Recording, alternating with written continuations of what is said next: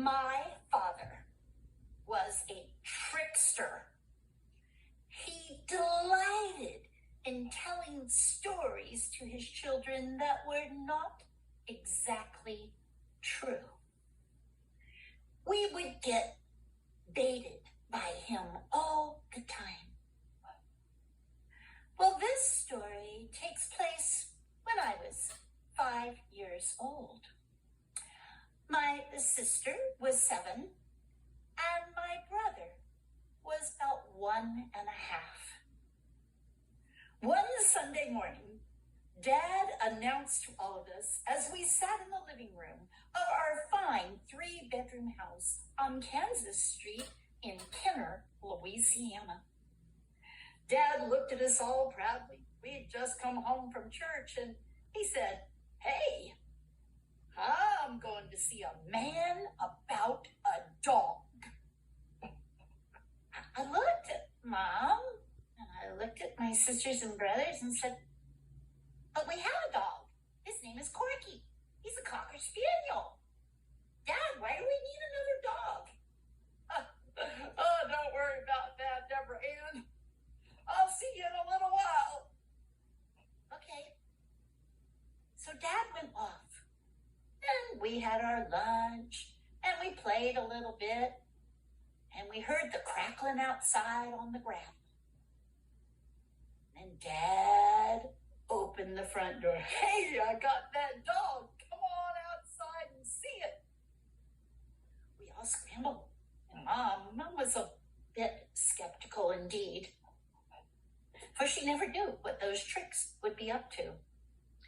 We went outside and turned to the right to see not a dog at all, but a brand new red Rambler with a white top. Now, for those of you who might not know, a Rambler was a style of car in the early 60s. And so it was that we now had one right in our driveway. "Daddy, we got a new car." Mom just raised an eyebrow and said, "A car? How do we pay for this?" "Don't worry. We got to have something that'll work to take us to Fontana Dam to go and have our vacation in North Carolina." "A vacation? We get to go on a vacation, Daddy? Oh, good, Daddy. I'm so excited." And we all jumped and pranced around. And he first took Mama, and he said, "Dear, come and look at this new car. It's got the latest and the greatest." And he opened the door for her, and she slid inside on the seat. And we all jumped in the back seat, literally jumped in the back seat. 3 children jumping in the back seat of a brand new Rambler. Dad said, "Hey, settle down a bit. You know, these seats have not been covered yet with their Finger Hut plastic seating. So we've got to get that Finger Hut plastic seating on it before we go on our trip. I don't want any spills in this brand new car." "Okay, Daddy. Okay, Daddy." Oh, but we were so excited. Each of us had to take a turn driving the car in the driveway. And each of us had to check everything, open the glove compartment, crawl inside of the trunk, and even sit up on the back seat in that space between the angle of the window where some people put bobbleheads. And we each took a turn being in that space. Well, as we all got used to the new car and Daddy took it to work every day, in a few months, it was the lucky day of our family road trip. Oh, Mama had spent the weeks before buying clothes for us. She liked to dress my sister and I alike, so we had several matching sundresses, short sets and tops, and brand new Keds. And my brother, being the darling, blonde-haired, blue-eyed angel of the family, he was dressed in the cutest little white shorts and khaki shorts and shirts, and his white Keds. We were a Ked kind of family. Everybody had exactly what they wanted. The suitcases were packed, and Mama had the cooler ready. in the cooler on the morning of our trip, she put bologna, peanut butter and jelly, white bread, Kool-Aid, and some fresh-made cookies and Dad's favorite Dixie beer. And there we set out. Now, Dad also had his own very important piece of luggage. That was his travel bar. So there we were. Everything was in the trunk. And we got in the back seat. Mama assigned seats. My brother, the smallest one, was to be in the middle on the hump seat. My sister was on the left window and I was on the right window. There were no seatbelts. And Dad proudly turned on the engine, put that car into gear, and we slid out of the driveway, out of the neighborhood, and onto the interstate road there. And it was actually Highway 90 that we were on, getting through Mississippi, Alabama, up through Tennessee, and over to North Carolina. Now, before we got to all those places, we had to drive about 300 or 400 miles a day. And it wasn't long before the trouble in the back seat began. Mom! He's doing it! He's poking Gail and I. Mom, make him stop! And Mom would turn around and the little angel brother would just smile and back his beautiful baby blues. Mom, make him stop! Keith, keep your hands to yourself. A little while later, Mom, he wiped his boogers on me. Keith, here's a tissue. Don't wipe your boogers on your sisters. Well, we went for a bit of time on the road, and that was only the first day. I'm sure my parents would have been so happy to have earplugs. And we'd settle a bit. And then, of course, every few hours, somebody had to chime in. I gotta go pee. I can't wait. Now, that was perfectly fine for my brother. For you see, he had a little red plastic beer stein. And that's where he could take care of him going to the bathroom. But my sister and I were a whole different story. Dad had to find a place to stop. We were in the middle of nowhere. He stopped the car. Mama came around. She had a beach towel. And we went behind a tree. And my sister and I took care of what we needed to. Pulled our little panties back up, got back in the car, and we sat down. Yeah, we tried to play some games because Mama said, now you play some license plates game. Oh yeah, see if you can find all the letters of the license plates, all the letters of the alphabet in order.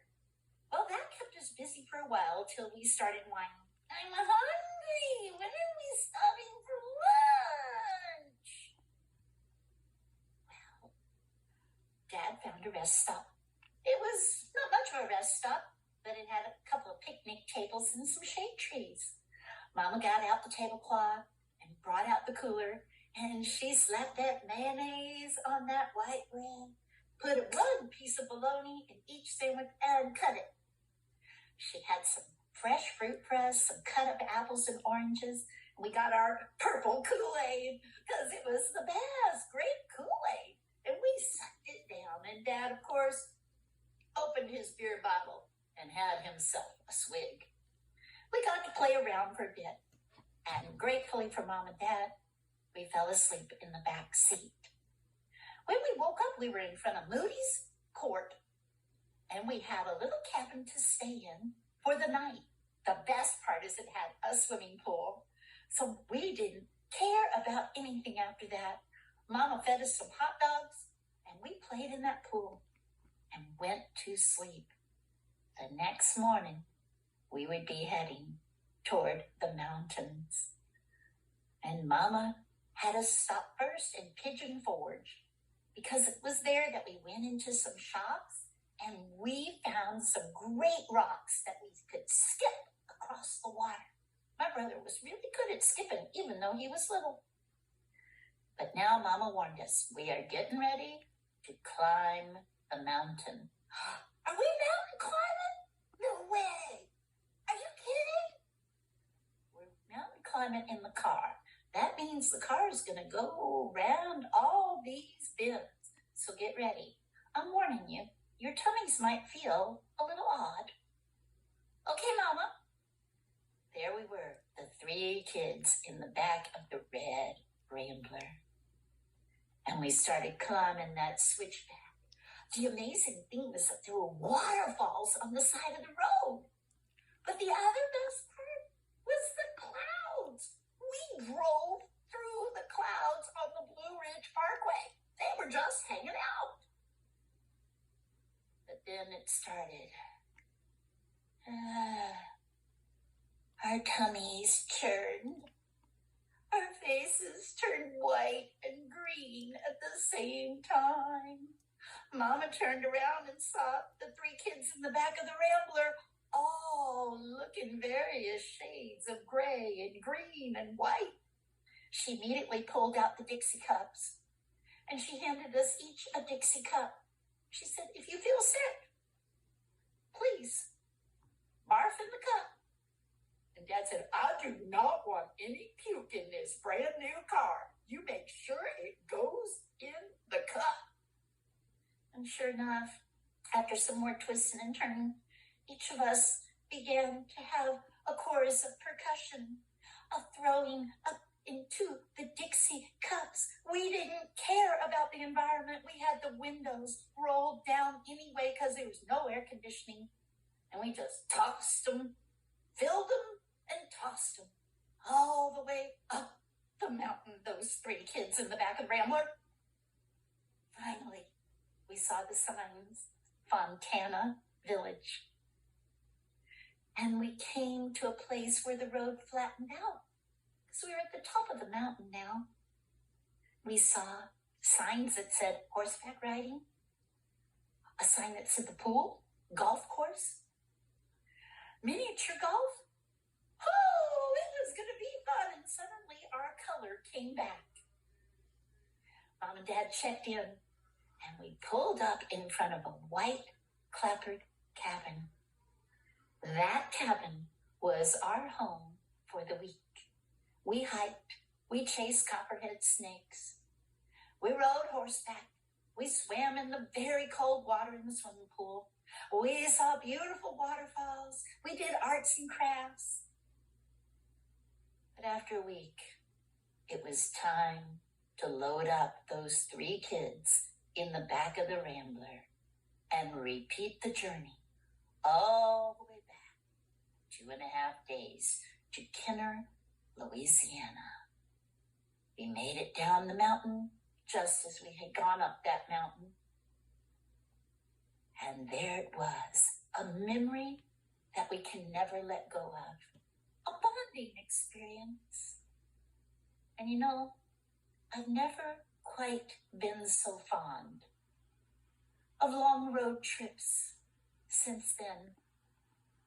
We only tried it once with our own children, 2 kids in the back of a Chevy van.